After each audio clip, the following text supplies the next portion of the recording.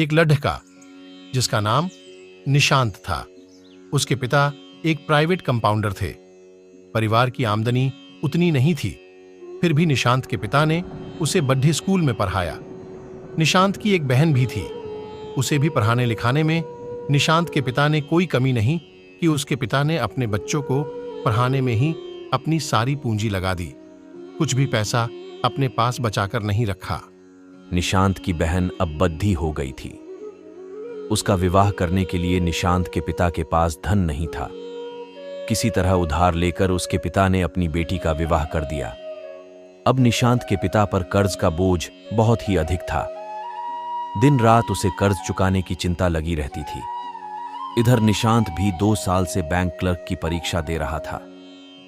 8 बार वह सरकारी बैंक की सारी परीक्षा पास कर ली थी, लेकिन मेरिट लिस्ट में कभी भी नहीं आ सका था। 9वीं बार भी उसने बैंक क्लर्क की सारी परीक्षा पास कर ली, पर उसका मेरिट लिस्ट में नाम नहीं आया। अब वह अपने पिता के सर पर कर्ज के बोझ को उतारने के लिए प्राइवेट नौकरी करने की सोच रहा था। एक दिन उसके घर में एक पत्र आया।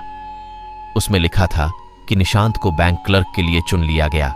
उसी बैंक में एक लडी DDHK ने पद खाली कर दिया था, क्योंकि उसका चयन किसी दूसरे बैंक में उच्च पद पर हो चुका था।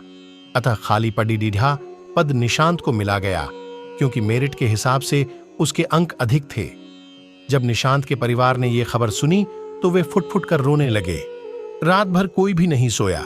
सबकी आंखों से आंसू बह रहे थे, पर वे गम के आंसू नहीं थे, आशाओं से भरे खुशी के आंसू थे। यह एक सत्य कथा है और निशांत का घर मेरे ही मोहल्ले में है।